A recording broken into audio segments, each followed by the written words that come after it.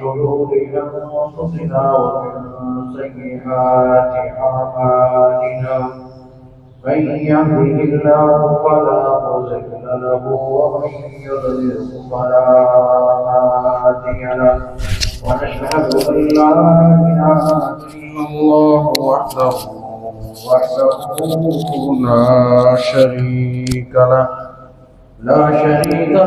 ولا نظير له ولا مشير له ولا معين له ثم نشهد أن سيدنا وسندنا وحبيبنا وحبيب ربنا وطبيبنا وطبيب قلوبنا وسيدنا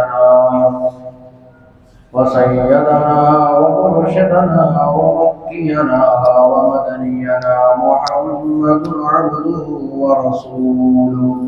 أما بعد فأعوذ بالله من الشيطان الرجيم. بسم الله الرحمن الرحيم. قال الله تبارك وتعالى في القرآن المجيد: إنا أنزلناه في ليلة القدر وما أدراك ما ليلة القدر. ليلة القدر خير من 1000 شهر. تنزل الملائكة والروح فيها بإذن ربهم من كل أمر سلام هي حتى مطلع الفجر. قال النبي صلى الله عليه وسلم: من اعتكف يوم ابتغاء وجه الله جعل الله بينه وبين النار 3 خنادق كل خندق أبعد مما بين الخافقين، أو كما قال عليه الصلاة والسلام. صدق الله مولانا العظيم وصدق رسوله النبي الأمي الكريم، ونحن على ذلك لمن الشاهدين والشاكرين، والحمد لله رب العالمين. تمام أحباب محبت اور ذوق سے درود اللهم صل على محمد وعلى آل محمد كما صليت على إبراهيم وعلى آل إبراهيم إنك حميد مجيد. اللهم بارك على محمد وعلى آل محمد كما باركت على إبراهيم وعلى آل إبراهيم إنك حميد مجيد. मेरे वाजिब एहतराम मुअज़्ज़ज़ सामीन किराम, रमज़ान मुबारक का महीना अल्लाह ताला की तरफ से मुसलमानों के लिए एक बहुत बड़ा इनाम है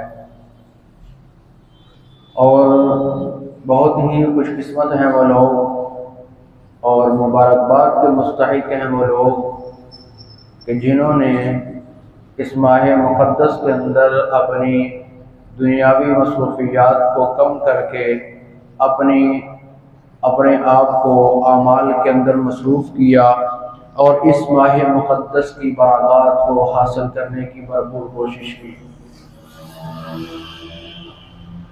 ज़हे नसीब के आइंदा साल ये हम में से किसको रमज़ान मुबारक का महीना मुयस्सर आता है, किसको नहीं। रमज़ान मुबारक का तकरीबन आधे से ज़्यादा महीना गुजर चुका है। अल्लाह रब्बुल इज़्ज़त से दुआ है जो दिन रह गए हैं अल्लाह रब्बुल इज़्ज़त उनकी कदर करने की तौफीक अता फरमा दे। मुअज़्ज़ज़ सामीन किराम, इस महीने की कुछ ख़ास इबादात हैं जो इसी महीने के साथ ख़ास हैं। जैसे सबसे पहले रोज़ा रखना, वो इसी महीने के साथ फ़र्ज़ रोज़ा इसी महीने के साथ ख़ास है। ये नहीं है कि साल में जब चाहे रमज़ान के नाम का रोज़ा रख लिया। नफली रोज़े हैं लेकिन फ़र्ज़ रोज़े इसी महीने के साथ ख़ास हैं।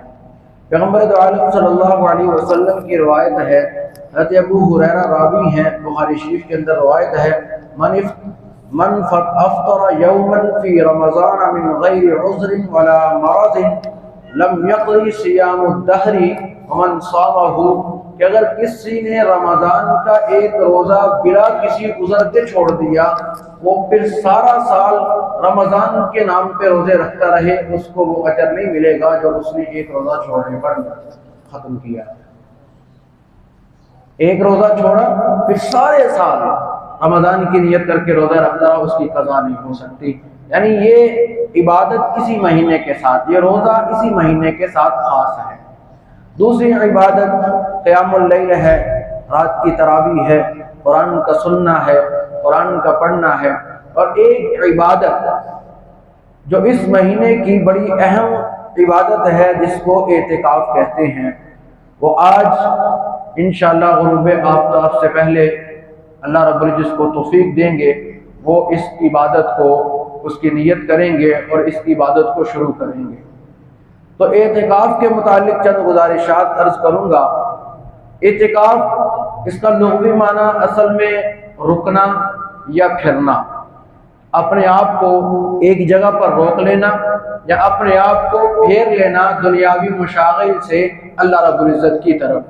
اور اصطلاح شرع میں اعتکاف کہتے ہیں کہ مرد حضرات مسجد میں، ایسی مسجد جس میں نماز پنجگانہ ادا ہوتی ہو، اس میں رمضان کے آخری عشرے میں اللہ کے مہمان بن کر ٹھہرنا، اور خواتین گھروں میں جہاں انہوں نے نماز کے لیے جگہ مختص کی ہو، اگر مختص نہیں کی تو ایسی جگہ، ایسا کمرہ گھر میں کہ جہاں یکسوئی کے ساتھ اللہ رب العزت کی عبادت کر سکیں، التجا کر سکیں، مناجات کر سکیں، ایسی جگہ کا انتخاب کرنا اور 10 دن وہاں پر آخری عشرہ وہاں پر رکنا، اس کو اعتکاف کہتے ہیں۔ اور یہ اعتکاف اس کی 3 قسمیں ہیں۔ ایک ہوتا ہے اعتکاف سنت موقدہ علی الکفایہ، یہ اعتکاف رسول اللہ صلی اللہ علیہ وسلم سے ثابت ہے۔ اب سنت موقدہ کسے کہتے ہیں؟ وہ کام کہ جس کو رسول اللہ صلی اللہ علیہ وسلم نے ہمیشہ کیا ہو، ہمیشہ جس کام کو رسول اللہ صلی اللہ علیہ وسلم نے کیا ہو، امت کو ترغیب بھی دی ہو اور کبھی کبھی اس کام کو چھوڑا ہو، اس کام کو سنت موقدہ کہتے ہیں۔ اور اس کام، اس سنت کو، اس عمل کو امت کے لیے کرنا یہ ضروری ہے۔ اگر کسی بلا عذر امت یہ چھوڑتی ہے تو وہ گناہگار ہوگی۔ تو رسول اللہ صلی اللہ علیہ وسلم نے یہ اعتکاف کیا ہے۔ بخاری شریف کے اندر روایت ہے، حضرت عائشہ راوی ہیں کہ ان رسول اللہ صلی اللہ علیہ وسلم کان یعتکف فی العشر الاواخر من رمضان، کہ حضرت عائشہ فرماتی ہیں کہ رسول اللہ صلی اللہ علیہ وسلم ہر رمضان کے آخری عشرے میں اعتکاف کیا کرتے تھے۔ اب یہاں پر تو اعتراض ہو گیا، مسئلہ ہو گیا کہ اگر اس کو سنت موقدہ کہہ دیا جائے تو پھر تو ساری کی ساری امت اعتکاف بیٹھ جائے گی، نظام زندگی رک جائے گا، نظام زندگی خراب ہو جائے گا۔ محدثین سر جوڑ کر بیٹھے۔ محدثین کا اصل کام یہ ہوتا ہے کہ جب ایک حدیث معاشرے کے مخالف آ رہی ہو یا بہت سی حدیث آپس میں ٹکرا رہی ہو تو پھر وہ اس کا حل تلاش کرتے ہیں کہ اس کا حل کیا ہے۔ اب یہ حدیث معاشرے کے مخالف آ رہی ہے کہ اس حدیث کے مطابق اعتکاف سنت موقدہ بنتا ہے۔ اگر ہم اس کو سنت موقدہ کا حکم دے دیں پھر ہر بندہ مسجد میں اعتکاف کرے گا، نظام زندگی رک جائے گا۔ محدثین نے پھر اس پر تحقیق کی، سر جوڑ کر بیٹھے، پھر انہوں نے اصحاب پیغمبر کی زندگی کو دیکھا اور رسول اللہ صلی اللہ علیہ وسلم کی زندگی کو دیکھا، مزید احادیث کو دیکھا، تو پھر اس سے پتہ چلا کہ رسول اللہ صلی اللہ علیہ وسلم نے اعتکاف کو کچھ مراحل پر چھوڑا بھی ہے۔ جیسے غزوہ بدر میں رسول اللہ صلی اللہ علیہ وسلم سفر میں تھے، جب واپس آئے تو اعتکاف کا وقت گزر چکا تھا۔ اسی طرح فتح مکہ یہ رمضان کے مہینے میں ہوا، رسول اللہ صلی اللہ علیہ وسلم سفر میں تھے، جب واپس آئے تو وقت گزر چکا تھا۔ اسی طرح ایک اور مقام پر پیغمبر دو عالم صلی اللہ علیہ وسلم نے کسی عذر کی وجہ سے اعتکاف چھوڑا تو اب یہ حدیث اور جمع ہو گئی کہ رسول اللہ صلی اللہ علیہ وسلم نے اس کو چھوڑا بھی ہے۔ پھر اور حدیث آ گئی، انہوں نے تحقیق کی تو پتہ چلا کہ رسول اللہ صلی اللہ علیہ وسلم کے دور مبارک کے اندر بھی ایسا ہوتا تھا کہ رسول اللہ صلی اللہ علیہ وسلم کے ساتھ سارے کے سارے صحابہ اعتکاف نہیں بیٹھتے تھے، کچھ بیٹھتے تھے کچھ نہیں بیٹھتے تھے، لیکن رسول اللہ صلی اللہ علیہ وسلم نے اس پر خاموشی اختیار فرمائی۔ جو نہیں بیٹھتے ان کو کوئی وعید نہیں سنائی، جو نہیں بیٹھتے تھے ان کو بیٹھنے کا حکم نہیں دیا۔ محدثین نے تمام کی تمام احادیث کا نچوڑ یہ نکالا کہ یہ سنت موقدہ علی الکفایہ ہے کہ اگر محلے کی ایک مسجد میں ایک شخص بھی بیٹھ گیا تو سب کی طرف سے یہ کفایہ، یہ فرض ادا ہو جائے گا، سارے کے سارے گناہگار نہیں ہوں گے۔ تو یہ محدثین کا کام ہوتا ہے۔ محدثین نے جو ہمارے بزرگ گزرے ہیں، اکابرین گزرے ہیں، جنہوں نے احادیث کی کتابیں لکھی ہیں، انہوں نے یوٹیوب سے یا گوگل سے سرچ کر کے نہیں لکھی، ایک ایک حدیث کے لیے سینکڑوں میل سفر کیا ہے ایک حدیث کو جمع کرنے کے لیے۔ جب کسی محدث کو یہ پتہ چلتا تھا کہ فلاں شخص کے پاس پیغمبر دو عالم صلی اللہ علیہ وسلم کے صحابی کی لکھی ہوئی ایک حدیث موجود ہے، وہ سفر کرتے تھے، میلوں سفر کرتے تھے، اس ایک حدیث کو لا کر پھر اپنی کتاب میں لکھتے تھے۔ ہمیں آج یہ جو ذخیرہ یا حدیث ملتی ہیں، یہ کتابوں میں جو ہمارے پاس موجود ہیں، اس کے پیچھے سینکڑوں ہزاروں لوگوں کی قربانیاں ہیں، مشقتیں ہیں، ان کا راتوں کا جاگنا ہے، ان کے ہزاروں میل کے اسفار ہیں، پھر جا کر انہوں نے یہ کتابیں لکھی اور ہم تک پہنچی ہیں۔ اور آج ہم آسانی سے کہہ دیں کہ انہوں نے کیا کام کیا ہمارے لیے، انہوں نے کیا کیا ہمارے لیے۔ ان کی یہ قربانیاں ہیں کہ انہوں نے اتنی محنت اور اخلاص کے ساتھ اور مشقت کے ساتھ پھر ایک ایک حدیث، یہ نہیں ہے کہ حدیث ملی اٹھا کر اپنی کتاب میں لکھ دی، بلکہ اس حدیث کی مکمل تحقیق کی کہ اس میں کوئی شخص جھوٹ بولنے والا نہ ہو۔ جو رسول اللہ صلی اللہ علیہ وسلم اور حدیث کے درمیان جو اشخاص ہیں جنہوں نے روایت کیا، انہوں نے اس سے روایت کیا، انہوں نے فلاں صحابی سے روایت کیا، انہوں نے رسول اللہ صلی اللہ علیہ وسلم سے روایت کیا، اس کے درمیان کوئی جھوٹا نہ ہو، کوئی بدعتی نہ ہو، کوئی رسول اللہ صلی اللہ علیہ وسلم کا گستاخ نہ ہو، کوئی صحابہ کا گستاخ نہ ہو، اس میں سے ساری تحقیق کرنے کے بعد پھر حدیث کو کتابوں میں لکھا گیا ہے۔ ایسے تھوڑی جس کا دل چاہا اس نے اٹھ کر کتاب لکھ دی، مکمل قربانیاں ہیں، تحقیق ہے، پھر اس کے بعد کتابیں لکھی گئی۔ تو یہ ساری کی ساری حدیث کا نچوڑ یہ نکالا گیا کہ یہ جو مسئلہ نکالا گیا نا کہ یہ اگر تمام محلے کی طرف سے ایک شخص بھی اعتکاف بیٹھ جائے تو سب کی طرف سے کفایہ ادا ہو جائے گا، اور کوئی نہیں بیٹھے گا پورا محلہ گناہگار ہوگا، یہ ساری حدیثوں کا نچوڑ نکالا گیا ہے۔ تو یہ سنت موقدہ علی الکفایہ ہے، محلے کی ایک مسجد کے اندر ایک شخص کا، ایک نمازی کا بیٹھنا یہ ضروری ہے، اور کوئی نہیں بیٹھے گا پورے کا پورا محلہ سنت موقدہ کو چھوڑنے والا ہوگا۔ تو محدثین نے لکھا ہے کہ جو شخص سنت موقدہ کو چھوڑنے کا مرتکب ہوگا، کل قیامت کے دن رسول اللہ صلی اللہ علیہ وسلم کی شفاعت سے محروم کر دیا جائے گا۔ دوسری قسم اعتکاف کی، واجب اعتکاف۔ ہم نے کوئی منت مانگی، میرا یہ کام ہو جائے، مجھے یہ چیز مل جائے، میں اعتکاف کروں گا۔ اگر تو مسجد خاص کر دی تو پھر تو اسی مسجد میں بیٹھنا پڑے گا کہ مجھے یہ چیز مل جائے، مجھے اللہ رب العزت بیٹا دے دے، میں انشاءاللہ حرم کے اندر جا کے 10 دن کا اعتکاف کروں گا، 6 ماہ کا اعتکاف کروں گا، 3 ماہ کا اعتکاف کروں گا۔ یہ جو منت اس نے مانگ لی، اگر اس کو یہ چیز میسر آ گئی تو پھر اب اس پر اتنے دن کا اسی جگہ پر اعتکاف کرنا یہ واجب ہے، ساری زندگی اس کے ذمے یہ واجب رہے گا۔ اور نفلی تیسری قسم اعتکاف کی، نفلی اعتکاف۔